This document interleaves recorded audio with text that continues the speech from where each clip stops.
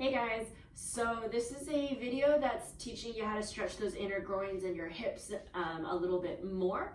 I've had a few people who are only English speakers ask me to do something like this before as well. However, I don't have enough hours in the day to be able to film this in English and Chinese because I mess up quite a few times.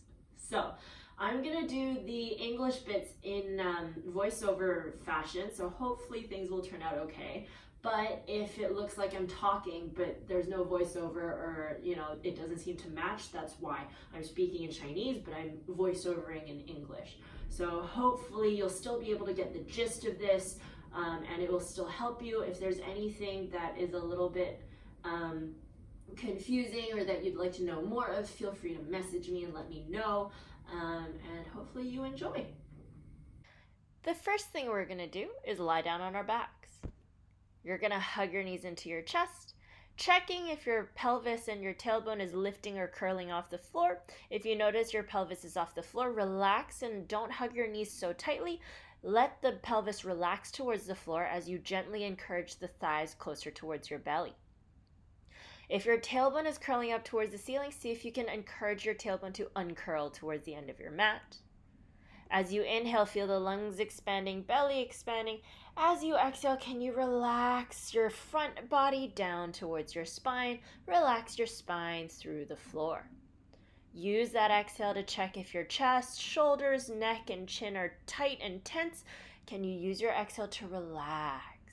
See if you can use gravity and the weight of your arms to help you gently weigh those thighs closer towards your chest, without letting the pelvis and the tailbone lift up or curl inwards. You're still encouraging that tailbone to uncurl towards the end of the mat.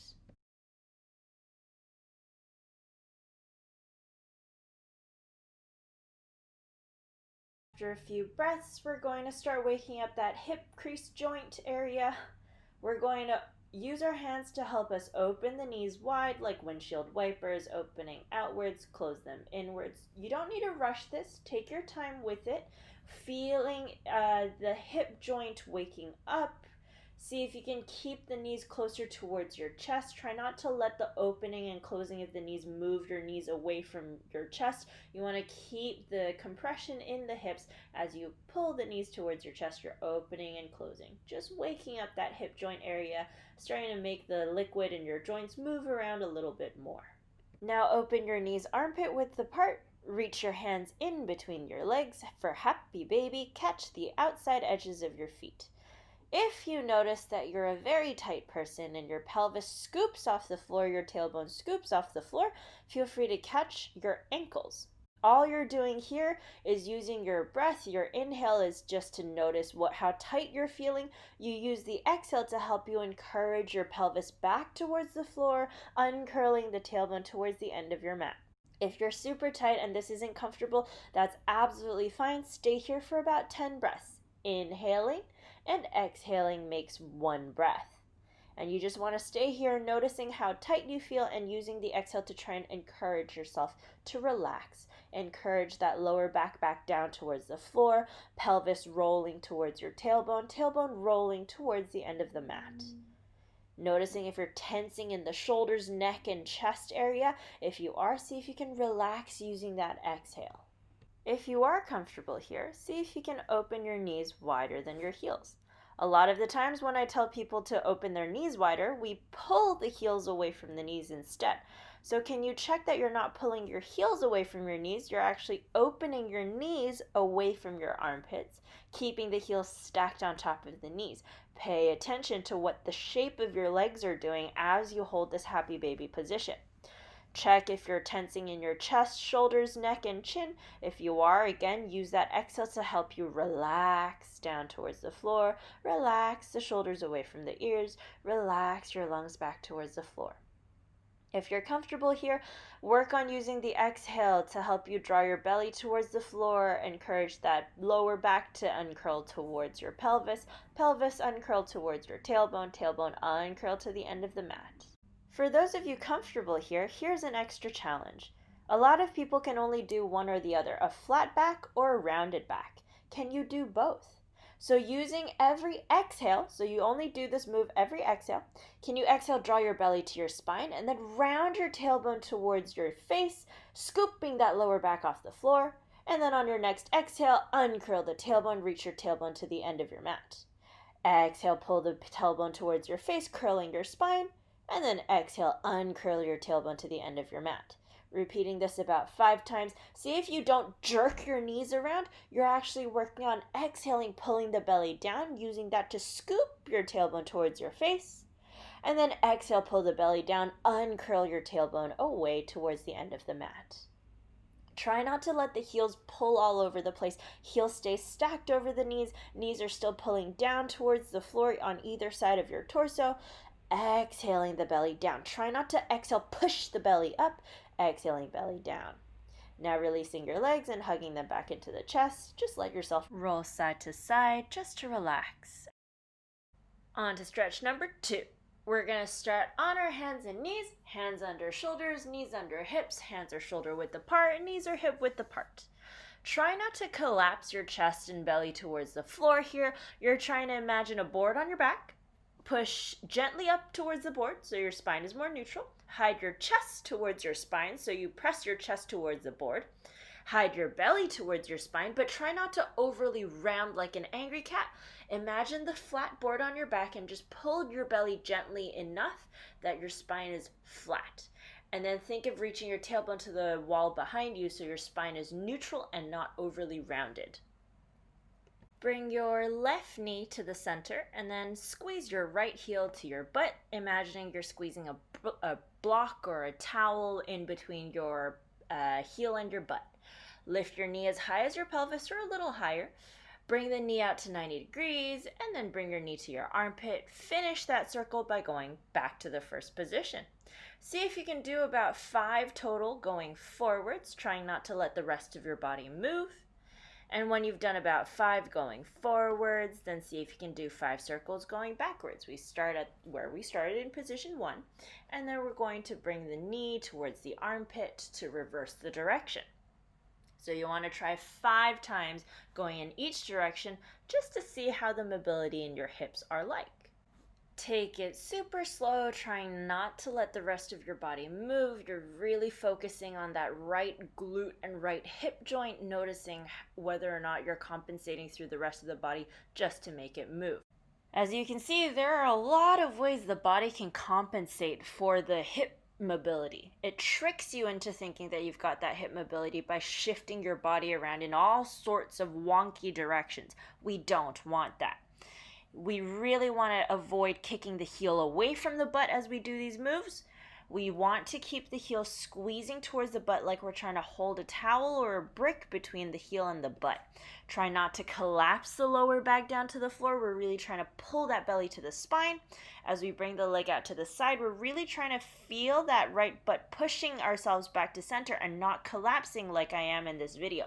You're trying to keep the weight even between 2 hands and the back leg as you bring the leg out to the side. This is where it's really easy to trick yourself into thinking you're lifting your leg super high when actually you're just collapsing to the side. So again, do 5 times going forwards and 5 times going backwards, trying really hard not to let yourself sink and collapse. You're trying to imagine the board is still on your back and you're pushing your entire front body, pulling it up towards the spine, up towards that plank. You're going to be feeling your glutes on fire, and you're going to wake up that hip capsule thigh joint area, and it's a great warm-up for the upcoming stretches. Stretch number 3. Depending on the level of familiarity you have with stretches, you can either skip the next step or you can try it with me. We're going through a series of happy cat, angry cat, or cat-cow, but focusing on the tailbone area. So starting with your angry cat, rounding that tailbone, focus on sucking that belly towards your spine, almost like you're trying to hide yourself away from a ball, keep the shoulders away from the ears, and just notice what your tailbone is doing. As moving into happy cat, tailbone slides up towards the ceiling, belly pushes to the thighs, and then grow tall from your arms and drag that chest forward. Don't look forward and up, look to the top of your mat and think of dragging that chest forward between your arms. Going back into your angry cat, again paying attention to that tailbone, rounding down, and now tailbone going back, happy cat. And again, we're trying to find the length in the front body. We're not trying to lift the head and stretch the neck and sound super constricted in the throat. When you talk in that position, you should be able to talk normally here. Gaze at the top of the mat so your neck is neutral, and then think of using the arms to help you pull that chest forward as your tailbone slides backwards. This is super important for the upcoming stretches. Imagine almost like a tug of war happening. Someone's pulling your tailbone back, your hips and tailbone back, and someone's dragging your chest forward. So you're stretching out that front side of the body.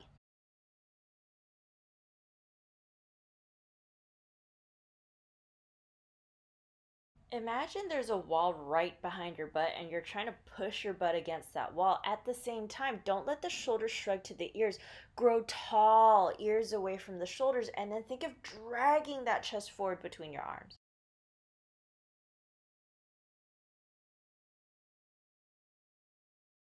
When you've done your last happy cat, angry cat, or cat cow, whichever you're more familiar with, come back to neutral. Walk your hands a little more forward in front of the shoulders, and then bring your right foot forward outside of your right hand lizard lunge. Letting the toes turn out 10 to 15 degrees, whichever is a bit more comfortable for you. And we're trying to keep the knee close to the shoulder, maybe even touching the shoulder if it's possible. We don't want to let the inner foot try to lift up. This lizard lunge, we're trying to keep the inner foot pushing down to the floor, the knees trying to stay close to the shoulder. Now focus on your back leg. Can you let the back hip sink down towards the floor, but not turn the hip bone towards the floor? Just let the butt sink down. Now we pay attention to the tailbone just like we did with our happy cat, angry cat. We're going to grow tall from the floor. Think of your happy cat tailbone pushing back, and then as you grow tall from your arms, think of dragging the chest forward between your arms.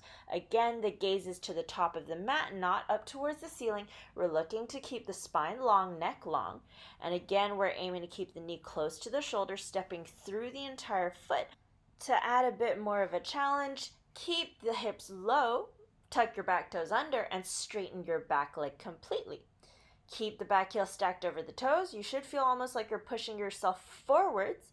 And with that push forwards, the under butt area where the glute and the hamstring meet should feel like it's activating. No arch in the lower back, should feel a bit of a stretch through the front of that left thigh and a bit of compression through the right hip capsule. If you're comfortable here, bring your elbows onto the floor or onto some blocks. Keep the back leg lifted to make sure you're actively squaring those hips. When you're okay, bring your back knee towards the floor and you can relax here. Don't look towards the wall behind you. Aim to look forward to the top of the mat. Again, don't gaze upwards, look at the top of the mat. Finding length through the spine by reaching your tailbone to the wall behind you, growing tall from your arms and dragging your chest forwards. When you're ready, coming back up to your hands, bringing yourself back and changing to your other side. All right, let's do the other side, and I'm going to show you from the front how we're going to do that lizard lunge on your left side. Bring that left leg forward outside of your left hand, again turning those toes out 10 to 15 degrees, keeping the knee and shoulder touching. If you notice your hip is higher than your front knee, then aim to slide your back leg back just a teeny bit more so your hip can sink down below the front knee. Now, here is where a lot of people will turn their hip down to square their hips, air quotes, square their hips, or in an effort to feel like they're doing a deeper stretch. The best way I found to, air quotes, square the hips, basically making the pelvis even, is to tuck your back toes under, lift your back knee off the floor, and keep your hip the same height as your front knee, or if you can, go lower than your front knee. Again, remembering how we do our happy cat, tailbone reaching back while pistoning your foot forward so your hip sinks low, then dragging your chest forward between your arms. Again, we're not looking forward and up, we're looking to the top of the mat, or if you're not looking at a mat, gaze a little more forward so your spine is neutral but lengthening long. If you're comfortable here, bring your elbows onto some blocks or the floor. And I'm gonna keep sounding like a broken record here, but again, the entire time what we're doing is when your hands are on the floor, you're not collapsing down or staring at your back leg. You're pushing the floor away here, happy cat tailbone reaching back, and at the same time, you're dragging the chest long forward between your arms. You're trying to keep the spine long, and you should be able to feel a little bit of a stretch through the front of the back hip. However, that's not the most important part. Where you're really going to be feeling anything here is the compression between the hip and the thigh joint area. Basically, the lizard lunge mimics a lot of squat positions where the compression in the hip flexor is necessary. So this is where you're really going to be feeling anything if you do a lizard lunge.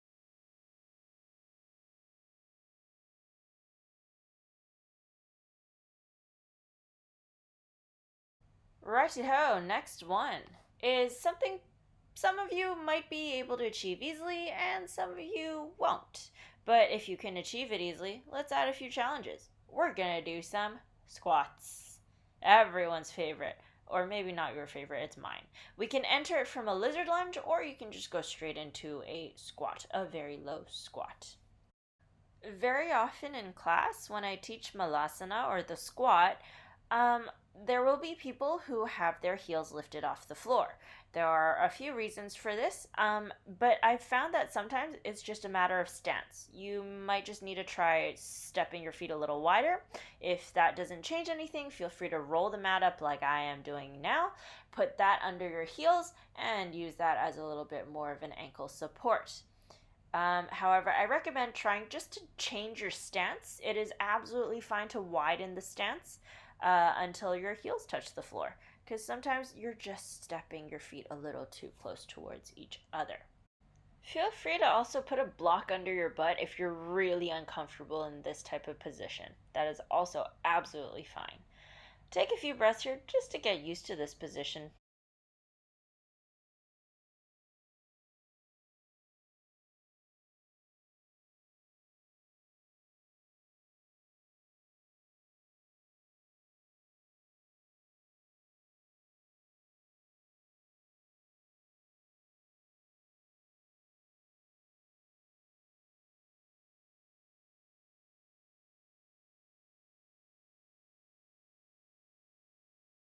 So usually what we do in this position is we use our elbows and push into our knees to open the knees up. However, I want to change it up today.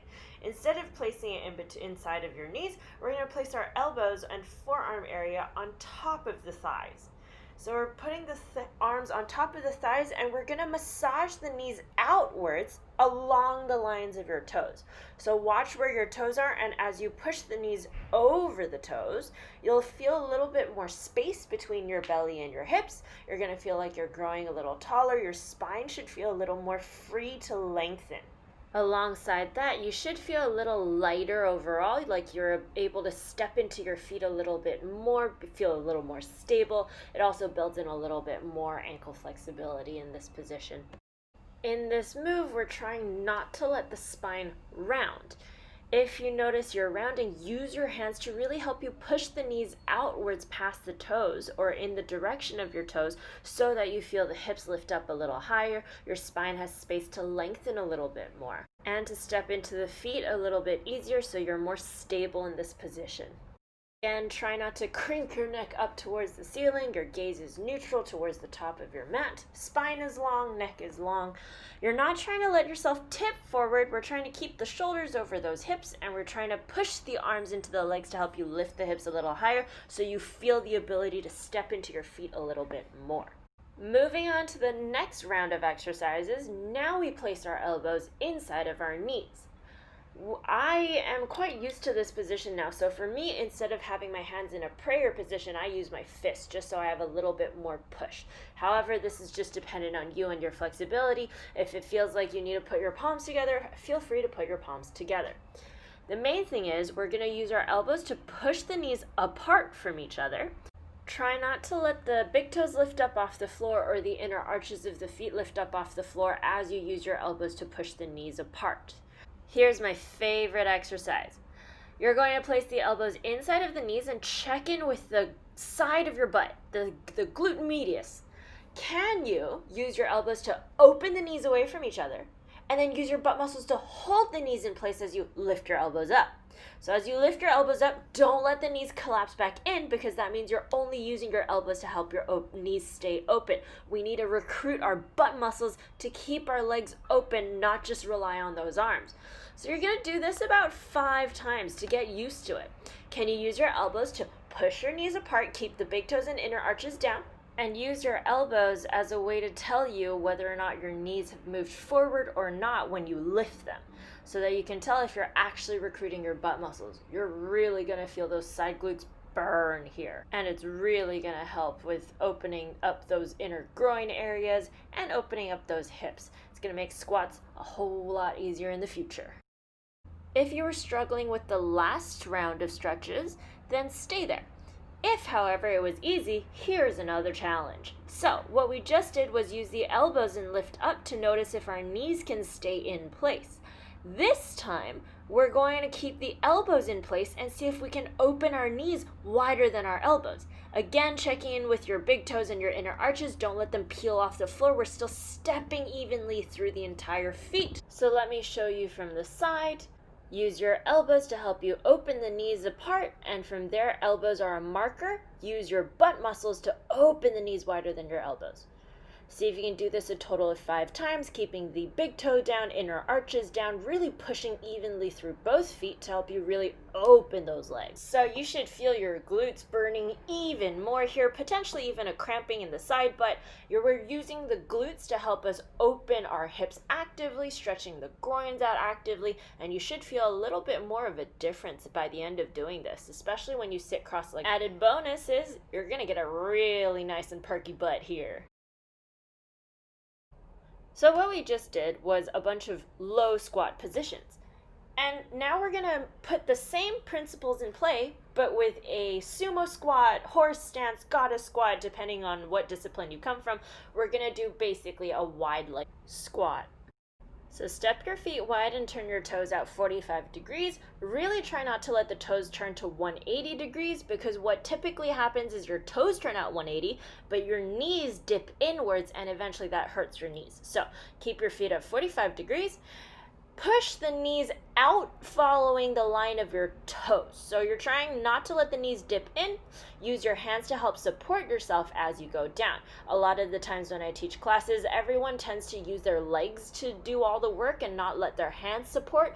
Use your hands to support so you get the ability to sink down and relax into this position. It shouldn't be a struggle. This part where the hands are on the knees, you should be very chill here. It shouldn't be hard at all.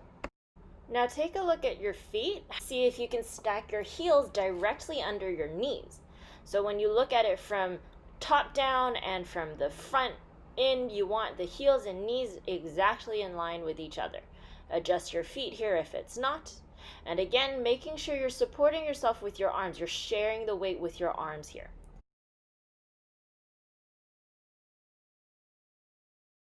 When you're comfortable in this position, you're going to start paying attention to the tailbone and the arch in your spine.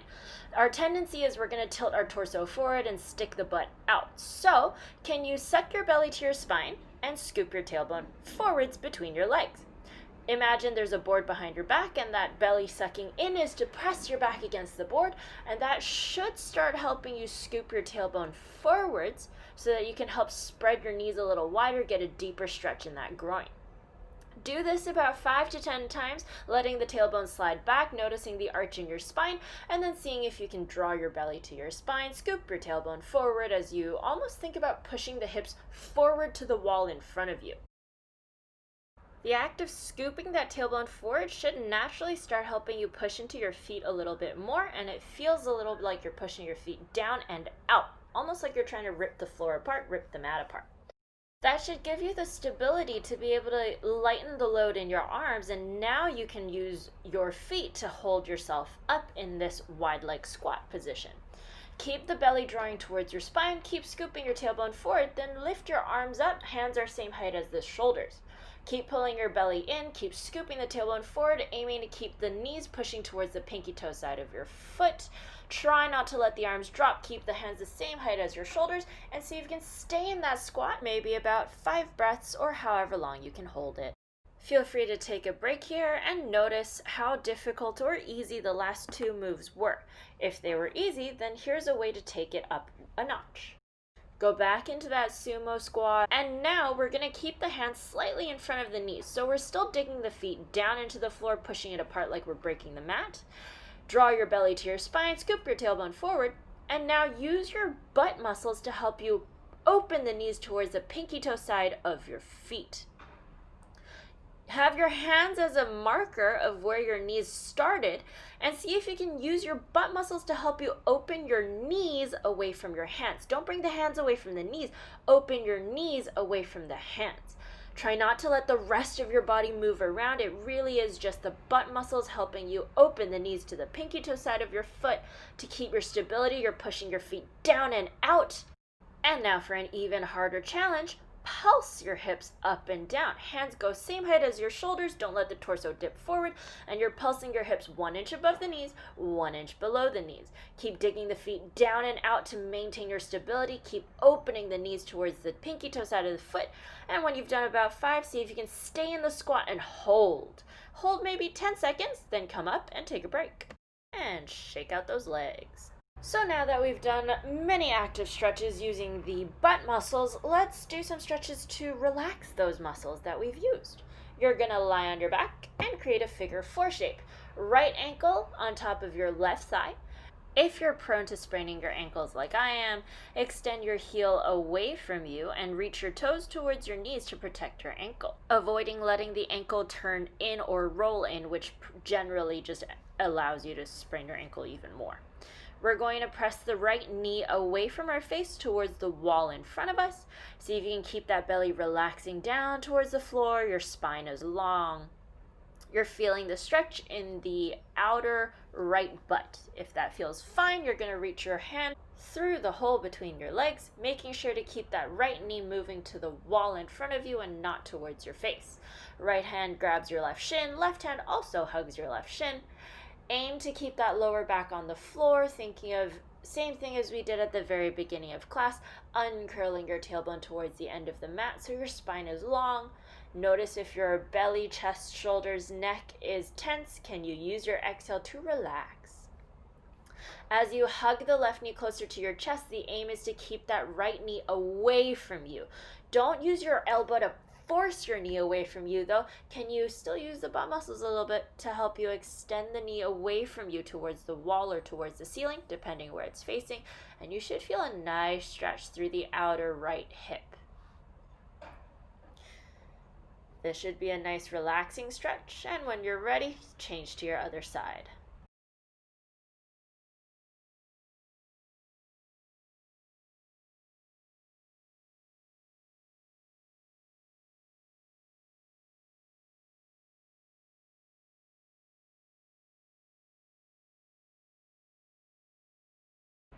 If you're struggling to hold on to your shin here, it's also absolutely fine to grab the back of your thigh instead of hugging the shin. Again, this is just up to you and dependent on your flexibility. Take it easy. This should be a nice, relaxing stretch.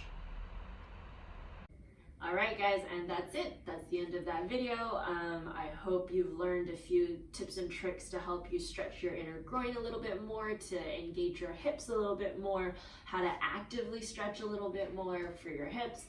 As always, if there's any questions, feel free to message me. I know this format is a little strange for me, so I don't know if I'm getting all the info or shoving too much info, so any feedback is appreciated as long as you're nice. This is still very new to me. It's still a little nerve-wracking every time I do it. All right, hope you're all staying safe and staying at home. Stay safe and stay healthy, everyone.